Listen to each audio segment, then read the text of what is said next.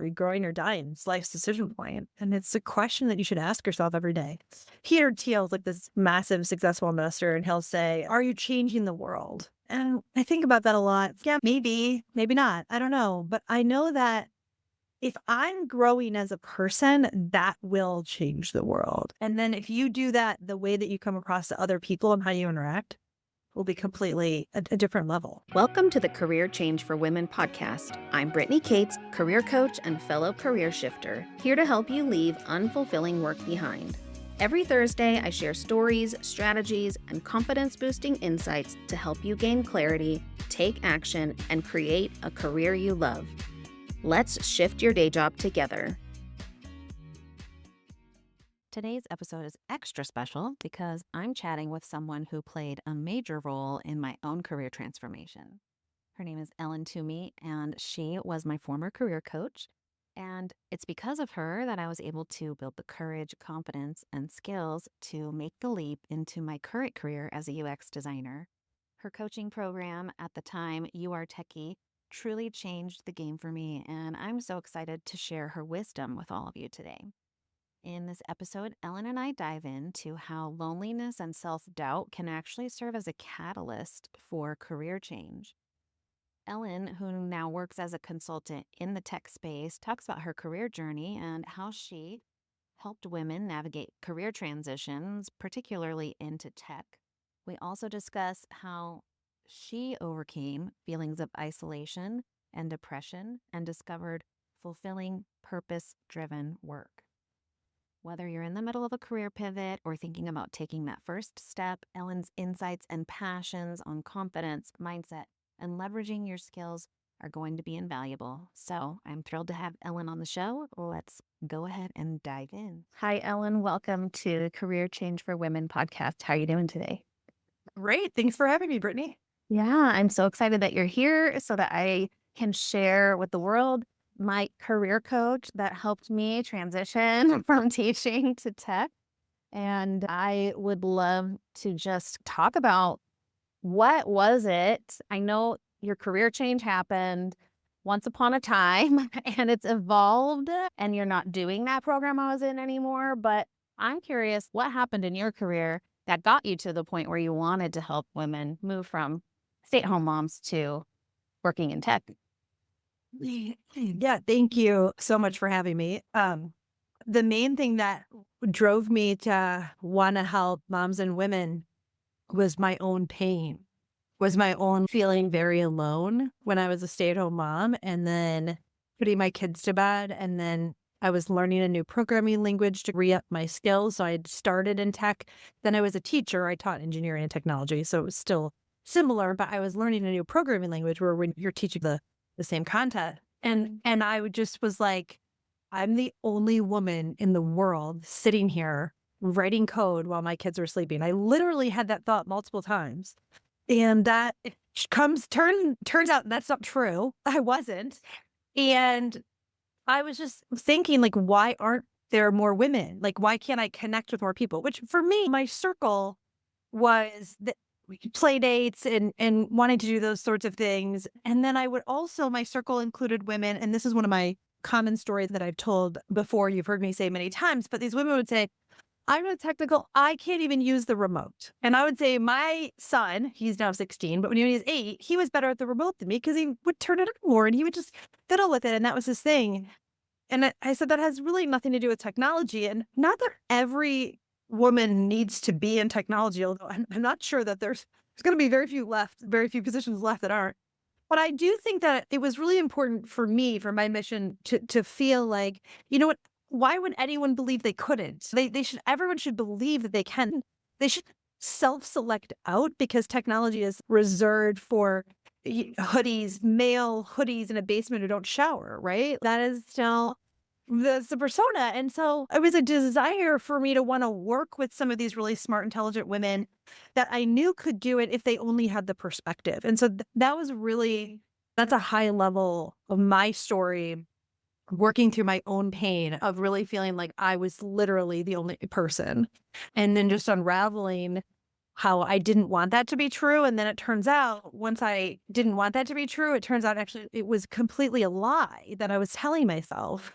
And so that's the beautiful part about pain is it can teach us to really examine and I was just listening to Tony Robbins. I love Tony Robbins and what our story is. What is our story that we're telling ourselves? But that never gets old for me.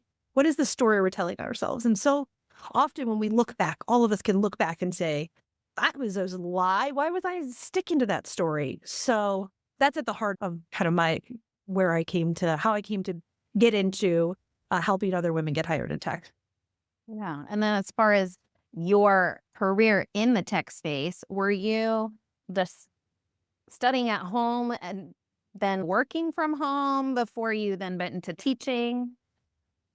Yeah, no, so worked from home. So I started in my career in technology and then I was a teacher and then I stayed home. And then when I returned, I pretty much worked from home. I've worked in and out of different places since then, but I returned working from home. And so that's how that shift happened really was just I don't know, just a lot of what I taught was just started doing it until it was true. But I would say that there was you gave me a couple of questions before, and one of them was like, what was a hard moment? And I have a couple of hard moment experiences, but one of the things that was also like loneliness, it turns out we're going to have a loneliness day. I didn't know that starting out, but we are. Was like staring at that lonely computer and LinkedIn and would they just judging myself? What are they going to think about me? And what were they? That was all kind of the piece of it. But no, I got hired and you probably know the story, right? So I got hired. I finally worked up the courage, the nerve to get to a meetup, which I had 4 little kids and a husband who worked and went to graduate school I'm sorry, he was done with graduate school by then, but he traveled. And when I say I got out the door to a meetup, I moved heaven and earth. It was one of the hardest things getting out of the door. The kids' meals. I know a lot of moms will relate to this. Like I had to get the dinner set and get everyone ready, and my husband's running in, and I'm passing the baton, and I'm running out and I'm about to be late. And then I go to this networking event and it was really fabulous. Everyone was amazing. And I said, oh, I'm looking for this position. And they said, here's Josh. He's looking to hire. And then I met Josh at that very first meetup that I went to and got hired. And it turns out a lot of women were able to replicate that experience by just like going to one meetup, which is insane. Not that everyone could do it on the first one, but really getting out and going. And the first one was so hard. I went to so many after that were just fun and great and amazing. But that first one was so difficult to go to. And that was the transition piece. And that job, I did some remote, some in person. So actually the first job, and it was like an hour away. And I just said, I can come once a week. And that's what I did. And then I work from home the rest of the time, which I know we've talked about too. It's can I work from home? Can I work in the office? How many days? I don't know. That's just how it turned out. And it worked out. And I said, this is what I could do. And he said, that's great. And so I think we spin on those. I know I spun on that a lot. And it turns out it just worked out. And I don't even think about it. Yeah. Yes. It's like deciding what your expectations or what your needs are for you. And then you'll find the people that are like, okay with it. Right? And Yeah, if they're totally. not, it's not the place for you to work. Absolutely. Absolutely. Yeah. Like you're so nervous. I think it's a lot about rejection too. I was so nervous to be rejected. And the thing for me, and you know me, you know that I'm generally a really confident person, but anyone in any environment, if you're in an environment long enough, and for me, it was being a stay-at-home mom, and for you, I know it was being a teacher, and we had lots of teachers in our program, maybe because my background is teaching, or maybe because as a lot of us just think, oh, I like helping people, so I'll teach. Like that's a normal thing to think. But a lot of us, we lack confidence in another context because we just think of ourselves in that original context.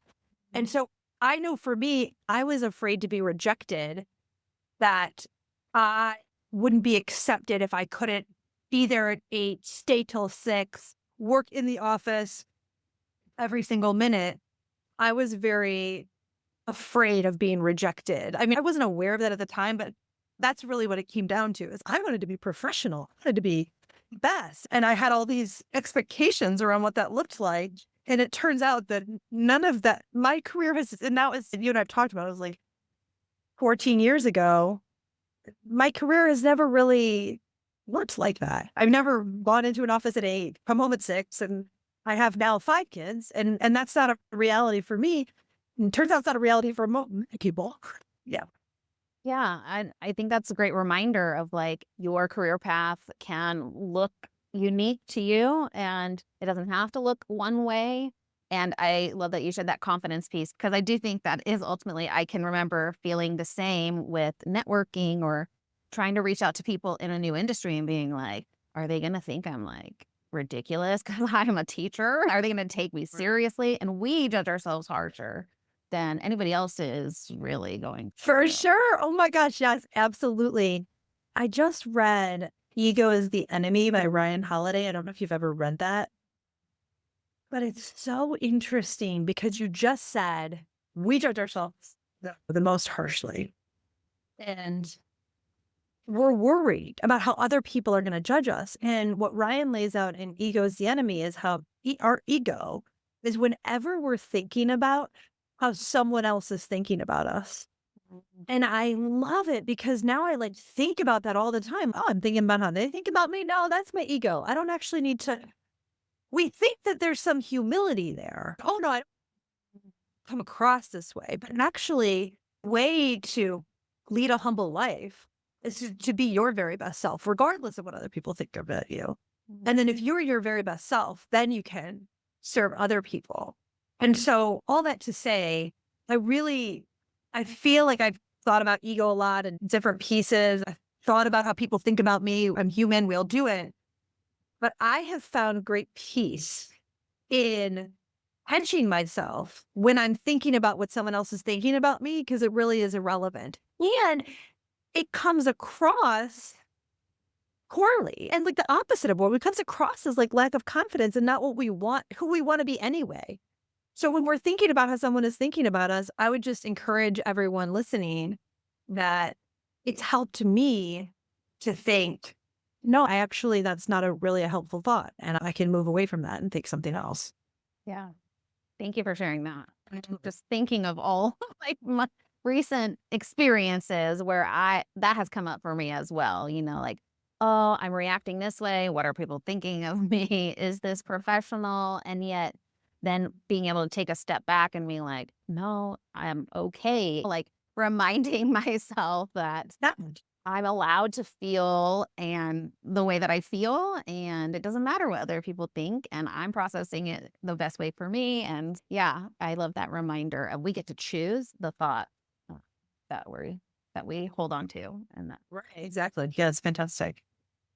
So, can you talk a little bit about starting an entrepreneurship endeavor and like how that kind of evolved and maybe the support system you had to feel like it was possible? First of all, thank you for asking me that question. I'll go back to pain and loneliness are the themes here, right? So I'll go back to pain, but this is an important piece around it. I started my career in a very corporate, one of the most corporate settings you can have, which was Accenture is the name of the company. It's a global consulting firm. And I worked there for a very short time. And then I worked at a consultancy that served only GM, General Motors. So I basically worked at GM. So these are very corporate environments. And did not feel like I fit in, like I was understood. I felt too big and I have to mute myself so much. And it just felt super awkward and uncomfortable, which is what led me to run for the hills and take a teaching job because I could own my classroom, right? I could drive the innovation and the format, the system of the classroom. And I did that and I love that. But when I had my own kids, I found that actually I was a little jealous of the seniors going off to school. And I thought, that's awkward and not right. And there's something wrong here. And it turns out like I do have a passion. I still have a deep passion for teaching and learning. And so we'll talk about what my career path has been from that. But essentially to say after those 2 experiences, I never really worked for anyone after that. So I was a freelancer and I've started multiple businesses and I've had varying levels of success and failure in those. And I will tell you that I was raised by 2 teachers. And so entrepreneur and really salesperson, which is what I do now, sales and marketing technology, those were taboo words and not really welcomed or appreciated or valued.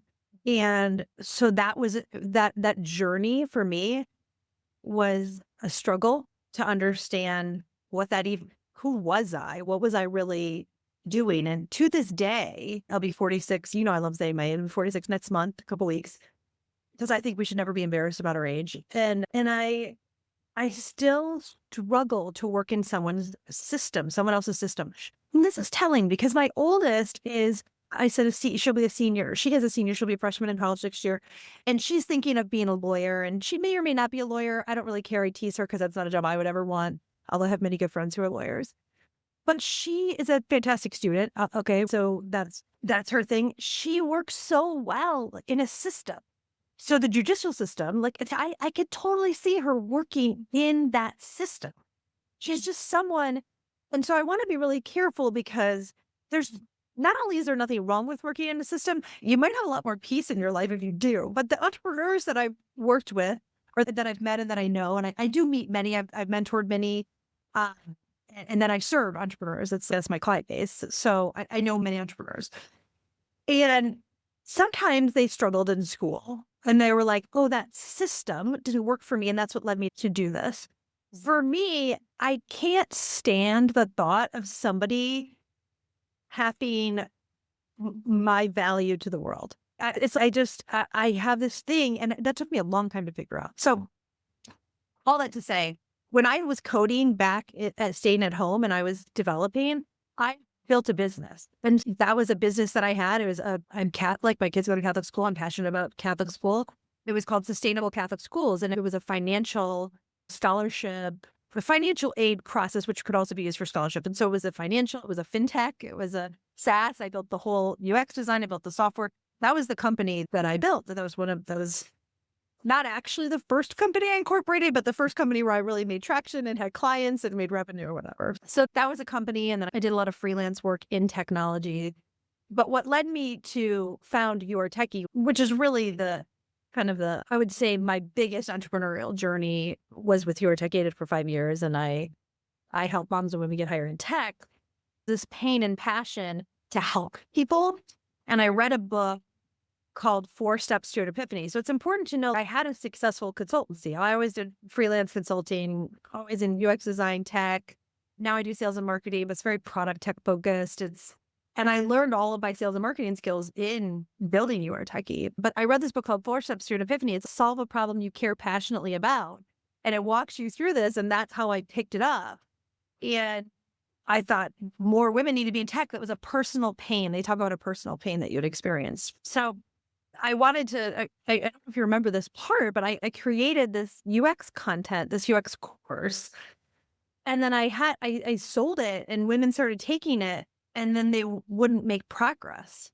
And I couldn't figure out why. And that's how I fell into coaching. And luckily, I've always been passionate about personal development. So it wasn't like, what is this coaching thing? I'd always been doing it and being coached myself and so I was like, oh crap, they don't have the right mindset. I got to their mindset. But like I could barely get them to sell. And then, so it was whole evolution. So I would say in terms of entrepreneurship, there are a lot of people who come at it more purely, or they start selling stuff when they're in high school and they just know that's what they're meant to do. And for me, it's really been more about a value and serving people. Not that those are not altruistic people. That's just how I came at it, was I wanted to help people.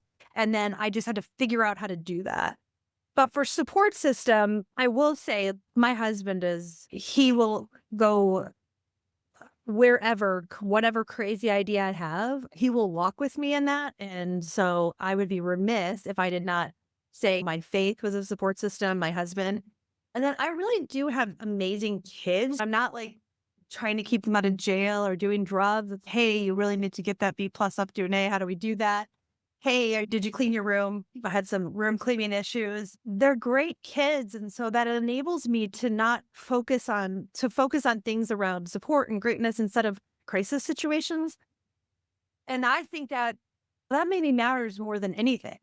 And not all of us have that lifestyle. And I'm not saying, oh, if you have crisis people, get them out of your life. No, not at all. But I do recognize that my life has been set up in a way that enables me to take these huge risks And many people take them anyways, but that support system has been foundational for me. And I don't think I would be able to do some of those things if those things weren't in place. Yeah. That was a long answer. Sorry. That's okay. No, I asked you like multiple questions, but I love that you shared the progression of your career and how you got into entrepreneurship because it's just an example of picking up on clues and information along the way of our journey. And again, everyone's journey is going to look different. Like you said, some people might always know they want to own their own business. Some people have to go through working in corporate to decide, oh no, these are my values, right? This is what I want for my life versus this. And then that risk factor that you brought up as well, like everything is ultimately a risk when you're making a decision. So it really is coming down to like values and circumstances and what are you willing to sacrifice if you don't take the risk, because I feel like a lot of women who are thinking of career change, it sounds too scary, and yet what are you sacrificing in order to stay where you are and be unhappy for how long? Yeah. Couple of points on that. Those are brilliant comments. So now I do fractional CRO, CMO work, right? So I help founders who have tech companies. I help them scale their sales and marketing. And I would say that coaching moms and women to get hired in tech,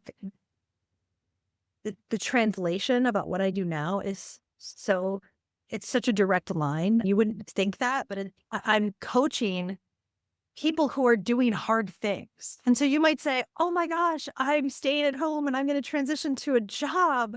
That's not at all getting venture funding and building a big tech company. Those are totally different. And yet, the fear factors, the confidence required, the risk factor that you're talking about is still really similar. And then the other thing that I wanted to touch on that you said, because I know people can listen to me and I get all amped and I'm excited. I want people to do amazing things. I think this is a really important part of my story is that I was very unhappy and I struggled greatly. I have had massive challenges with depression. I would have said most recently that I've had them recently, but no, I actually think I had them a long time ago and didn't understand that that's what it was, covered up by anger. But after my daughter was born 4 years ago, it wasn't the first time, but it was the second time that I had postpartum depression. It was really severe. And I had to really look at what was making me unhappy and what was making me happy and how do I drive towards that? And I'm responsible for that. And I'm thinking about a lot of people at a lot of different times, right? My husband, my clients, my kids, not in that order, my kids. I think about other people a lot. And I would imagine a lot of your listeners do too. And I'm really working on, and I was just talking to my therapist about this. I am working on paying attention to myself and what is going on.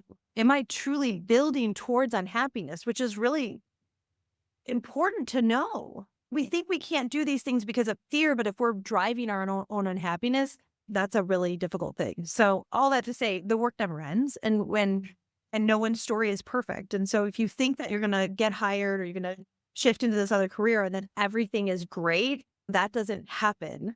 But you still have to do it. You have to do it. You just not, oh yeah, you should. No, like this is where you think you're being called and driven. It will lead you to unhappiness not to do that. Yeah. I love that you have to work towards the happiness versus working towards the fear or the unhappiness, right? Like you get to choose which path to focus on and then decide what steps are you can take to continue to move towards the happy versus the Right. yeah. And it is a process. Yeah. And you can choose to be happy in any moment. You can choose to be happy. But I think if you're not doing what you're really called, you're not moving towards your next level. Yeah. You are like, are you growing or dying? There's another question I got written up here. Are you growing or dying? It's life's decision point. And it's a question that you should ask yourself every day. Peter Thiel is like this massive successful investor, and he'll say, are you changing the world? And I think about that a lot. Yeah, maybe not. I don't know. But I know that if I'm growing as a person, that will change the world. And if I'm dying as a person and every day is moving towards that, it's important to believe in the growth piece for your own self. And then if you do that, the way that you come across to other people and how you interact will be completely a different level. Yeah. It makes me think of choosing a job or a career where you feel purposeful, because when you feel purposeful, you're going to want to continually level up and, you know, grow in developing that purpose, because purpose leads to passion. I feel like there's a lot of people that are like, find your passion, but it's not really that. It's like passion's a byproduct of doing something that you feel called to, like you said, and brings you purpose and continues to challenge you in good ways, not like ways where you just want to never do it again. And then in that process, that passion builds and comes over time. So, I think that is so true. And I have two comments on that too. I think that so one assessment that I would encourage your listeners to take because it's been really helpful. Now, full disclosure, I'm certified in this, but it's called workinggenius.com. It's created by Patrick Legioni. He wrote by just one who's on the team. And the working genius is not like any other personality profile, but instead it is a fulfillment at work profile. And the word spells widget. So WIDGET. And every project, if you think of a work project, goes through these phases: wonder, invention, discernment, galvanizing, enablement, and tenacity. You got to cross the finish line. And so we each have two geniuses that make us feel more fulfilled at work. And so we'll often say, I'm exhausted, I shouldn't work so much. But actually, if you're doing work that brings you joy and fulfillment, you'll be fulfilled. All this to say, I'm an IG, I'm an inventor galvanizer on the Working Genius. And I come across like I have a ton of passion in everything that I talk about. That's how I come across. Not everyone is going to show their passion that way. So if you are not, and I'm also an extrovert. So if you're an introvert, wonder, discernment, your passion may not come across the same way as you're like listening to us, and I talk here. And so I love what you said about purpose. If you find your purpose, your passion will come.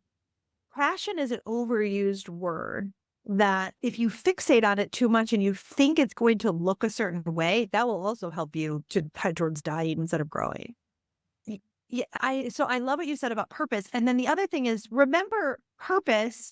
This is one of the things that drove me in technology and to help women in technology was that great wakes up and they're like, I'm gonna change the world by being a developer. It just doesn't sound, there's a huge purpose there, but actually technology affects everything that we do. And just by being in that field, you can have immense amount of purpose. So a purpose, my point in that is I loved what you said about purpose because purpose can be found anywhere. Purpose can be found in any environment if you are driving towards those things that bring you joy and energy. And for me, being an IG, the topic is less important. I have a pretty holistic topic of learning and technology, and I've done podcasting, and there are lots of things that I love doing that bring me energy. If I can invent and talk about it and galvanize, that's why I talk about Working Genius, because I think that if you work towards your purpose, like you said, but you're doing it in the ways that fulfill you and bring you energy, the passion will absolutely come. And it can come anywhere. It can come from anywhere. So it's important to be open to what that calling is for you. yeah. Yeah, I love that. When you say anywhere, it makes me think of anywhere in your life right now. Like you feel purposeful as a mother to your children, or as a wife, or maybe within your community and how you serve. And you can also feel purposeful in your job. And yeah, I just love that it's everywhere. I am interested to learn a little bit more about how you recognized the need for, okay, there's two things I'm thinking of that I want to talk about. The first one is maybe talking about women in tech and how we can make an impact, because you were just talking about the impact. Yeah. So yeah, let's start there. I got lots to say about it. No. A lot of things, right? This is so fun. I love this. Thank you for asking me that question. The first thing I think is, I think about this a lot. What if we just are people in tech? What if we belong? There's just no, we belong. That's it. I'm not a woman in tech. I'm just in tech. And I run a company helping women get in tech. I speak on this topic. It's a passion for me. And yet, sometimes it reminds me of the word mompreneur. People were like, no, just get what they get that was in vogue, and then it came out, and then no, I'm just an entrepreneur. That's not a defining thing for me. And so fundamentally where I started with this, and you'll probably laugh because you've heard me say this, but we are not designing product and creating the products. And you can literally be the designer, UX designer. You can also be the developer. If we're not designing the products, we're not hands on in those conversations, moving things forward, then why would we ever understand it? If people like us are not doing it, if we're not hearing from different perspectives and different ways of approaching it, we're not going to create technology that embodies those perspectives. And so I'm sure that a woman in technology might go to her job every day and not think that she's changing the world. I could see where that's a common thing. But actually, and I just got chills, actually, it's so important that you're putting your hands and your thoughts and your brain on that so that it will be designed for future generations in a way that it's just a foregone conclusion and it will not even be a thing. I hope women in tech is not a thing. I hope it becomes not a thing. So that's at a high level how I think about that. But I think about it deeply. So if there's that other question in there that you want to poke at, those are some of my thoughts. Yeah. As you talk about it, it makes me think of an experience I had here at my job early on. And I have a fellow UX designer who likes to bring it up because he thought it was so like impressive, but it was pretty simple in the moment. So I'm sitting in a room with all my UX designers, and there's 3 guys that are just arguing over this. No, it should be this way. No, we don't need that thing. No one cares about that. When I do it, I don't care. And I'm like, as a woman, I care about that thing. And this is how I would do it. And this is my perspective. And they all just were like, huh, I never thought about it. And so my fellow coworker, he's always, man, I always remember that Brittany just speaking up and like sharing like her perspective and how it was not even on our radar. And that's why we need people like Brittany in this space. And anyway, I love that story and feel like it has to be true of maybe not all work environments. Maybe that embodies the best work environments, but that embodies exactly what I'm talking about. That you, just by bringing your best self to work and doing your best work, can have an enormous impact that is really hard to visualize the specifics of until you're in it. So I love it. yeah. And also this idea of, oh, my natural talents, like we undermine like what our strengths are, right? Because it's just normal to us. Yeah. Yet, Yeah, we're like blind to our own strengths. Absolutely. yeah. And then when you hear people reflect back to you, right? Like in that experience, oh, she spoke, I just gave my opinion and I didn't think anything of it. And yet it's making an impact, whether we see it or recognize it or not. Absolutely. And we might not get credit for that, right? Like Right. a woman using your platform might not be like, oh, I bet a woman thought of that. You speak. Maybe, but maybe it's just easier. And women are generally, this is a total generalization, but women generally are better at communication and communicating the loop and like knowing who. I'm laughing. I've got some audio messages back and forth with a woman at my kid's school, and I'm like, hey, I'm not really in charge of this. I don't know if you're in charge of this, but there's a gap here. We need to like close this communication gap. It's so important. And so because of that, I think it can be intangible and yet so important that we can communicate. UX design just feels so prevalent. We can communicate with our words and our visuals and our lack of visuals. And there's so much we can communicate there. And I think that our ability to do that is just it's just more valuable than we think it is generally. Yeah. Yeah. And then my other question that I wanted to touch on is the coaching piece, because you noticed a need when you're selling your course and then you incorporated that coaching piece. And can you just maybe share a little bit about how that evolved for you and maybe what styles of coaching you work with or you use? Sure. Yeah, happy to do that. I told you I still coach as a mentor and advisor to startups. I still do it in different ways. And then I do it with my clients when I don't ever put it in a contract these days, but I do it for the sly because the mindset piece is important just all the way. Okay. Personal development is still just a huge passion of mine. There's a question that I've heard asked before. What do you spend time reading in your free time? That's what I spent last night. I'm reading Habits by Charles, I don't know, Duhigg, I think is how you say it, but I haven't read a Habit. And so though it's called Habits, I'm reading that. And it's just another form really of I'll say mental gymnastics. So Brittany, when I was staying at home before I started this company and went back to work, whatever, I was thinking of getting my PhD in neuroscience. But this goes back a long time that I've been really interested in how the brain works and how we are impacted by our thoughts. And I also will say my life experience as growing up with people in my home who had different emotional challenges, I'll say that they're like distinct and extremely varied. My siblings and I are very different people with different emotional needs and challenges. And so that was very prevalent to me. And what I mean by that is I was called to help, even though I'm not the oldest. Some people say, oh, you must have been the oldest. I'm the third of four, but I very much felt a need to help my siblings in different ways throughout my life. And I'm sure they felt a need to help me. For me, it was just, I saw it more as a piece of my identity. And those are two kind of pieces that would, I think, fill in the puzzle where I told you exactly, hey, I had to get them to do these courses for their success, in some ways for the success of the business. Yes. But really, I'm like, this is what I'm doing. I'm selling and teaching and we've got to finish it.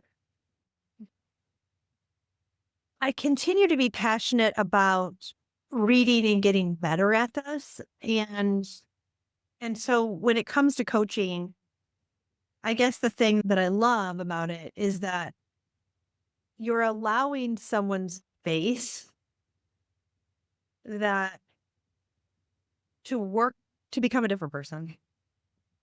And there's something beautiful in that for me. And as I say that to you, I think, oh yeah, that's one of the challenges I personally experience is giving myself space. And so I think it's a gift to give people, and it's really important and beautiful because you're not just helping someone get something done, but you're helping them become a different person. And the crazy thing is, people who are listening might think, oh yeah, become a different person. I go from this job to that job. I know I thought that. But really, you probably know, I'm hoping that it's actually that mindset shift can happen at any moment and any time. And there's a bit of a miracle aspect of it. You don't actually know when it's going to happen or when you're going to be brave enough to do something. So those are some of the pieces that I love around. And I don't know if I answered all of your questions. Who informs? My coaching, I think, has really grown. I've grown in a lot of ways. I've done a lot of work in my spiritual life that has really informed a lot of my coaching. A lot of the saints in the Catholic Church, we have a robust saints piece. And what I love about the saints are that they've done incredibly difficult things, way more difficult than a lot of us could even comprehend. And even if you're not a faithful person, I think it's like worth studying the saints because you think, what gave them the wherewithal to do that? And we all study successful people, and sainthood is for us, it's like the ultimate, it's the most important thing. We can study billionaires and study, but what if they're jerks? So they're really working on not swearing. So I wanted to say something else, but I caught myself. You could do it pretty well this time. So you can study billionaires, but if they're divorced like 4 times and their kids hate them and they're miserable, like I don't want that life. But there are people who are billionaires and really happy and amazing. And I know some of them. And you wouldn't know them. Like a lot of billionaires that are really amazing and happy, I think are quiet and under the radar. And so that's great. But I think with sainthood, I always like to think about, I've done a lot of money mindset work. I think with sainthood, it's know that you need no money. That's actually way braver than having $1 billion and you have all the space in the world. So I don't know, I'm playing around with that a little bit. All that to say, I think that continuing to grow and to hear different voices, like I didn't read Ryan Holiday when it came out, Ego is the Enemy. I don't think it would have landed with me the same way that it landed this time. So reading and rereading and bringing people in those voices, it's helpful to just stick with a few. I would always coach voices I'm listening to, but stick with a few for a while, like for maybe not a year, but at least a few months. You're just sticking with a very few narrow voices and just see what that does to you and in your life and testing that out. Those are the things that I think have had the biggest impact on me. And yeah, I could talk about this all day. Coaching, mindset, love all of that stuff. So those are some of the things I think about. What do you think about in terms of coaching and being coached and having and doing coaching? And what do you think about when it comes to those sorts of things? Love what you're saying about how your personal development journey slash study has really influenced the way that you coach and that it has evolved over time because there is a part of me that's, oh, I know, like you mentioned earlier, oh, you're certified in that genius, working Working genius genius, yeah. thing. And at the time you were working with a model with us in your group. Yeah. And so there is a part of me that's, oh, maybe I need to know one way of coaching, but it really is, it all comes together and it manifests itself in different ways depending on the needs of your clients. Absolutely.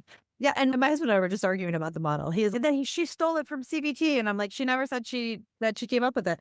But I think that the point about the model, and it's just fundamentally true. If you go to CBT or you go to the cognitive behavioral therapy, or you go to different psychological philosophies or coaching philosophies, you're still going to have this fundamental thing of what is the story you're telling yourself? It's really about your thoughts, and so I think when you expand what you do, it to stay in a specific place, which is not my best thing, but I did stay there for a while. It's important to stay in a place and use it and experience it and know it in depth and then explore other things and poke at it and say, okay, well, what is true and inherent? And you'll find that the truth about the world is consistent, right? You can go different places and you still hear that same thing. So the one specific model that you select is a little less important than your clarity around it. And for me, I struggled because I'm an inventor galvanizer. I love to have a new idea and galvanize people on it, but I realized that doesn't always take people on the journey they need to take people on.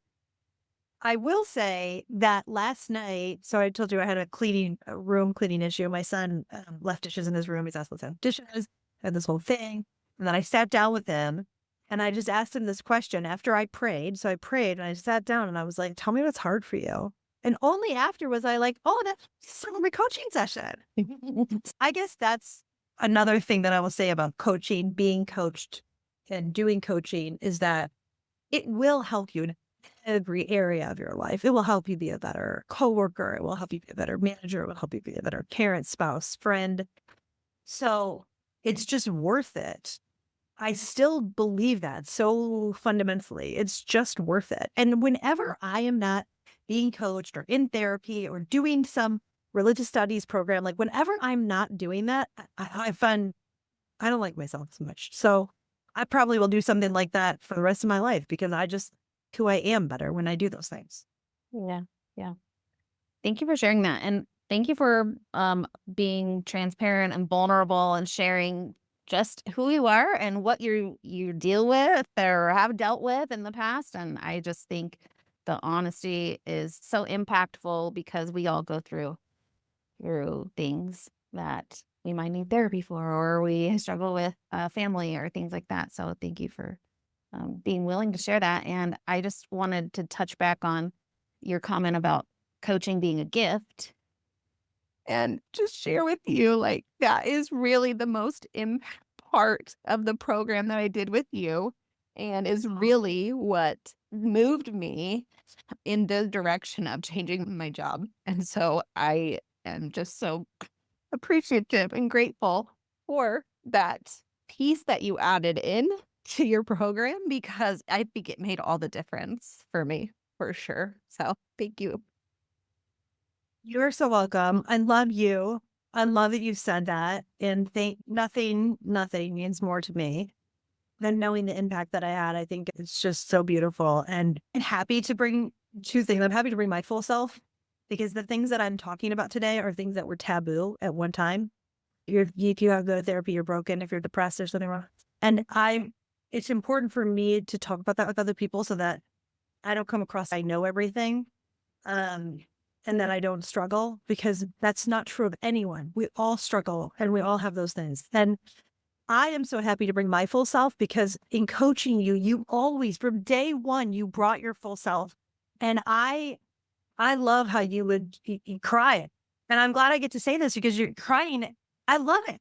Like, if you have a life where you are not crying and you're not heart open and go back and try again, because you are going to go so much further when you are willing to open yourself up and show up fully. And you are very welcome for whatever I want to receive that. You are very welcome for whatever I did. And I couldn't have done it if you didn't show up heart openly like you did time and time and again, even when it was hard, especially when it was hard. So my complete honor and pleasure. And I just love you and everything you're doing here. And it's beautiful. It's just an absolute honor to be here. And I'm really impressed with everything you've been able to accomplish. God bless you, Brittany. Good job. Thank you. And thank you for being here today. It's so great to chat and catch up and be in your energy again. And yeah, it was a pleasure. Thanks for tuning in to the Career Change for Women podcast. If you've loved this episode, leave a review. It helps more women find the show. Feeling stuck in your career? Let's connect. Follow me on social media at Shift Your Day Job or email me at shiftyourdayjob@gmail.com. Until next time, I'm Brittany Cates. Let's shift your day job together.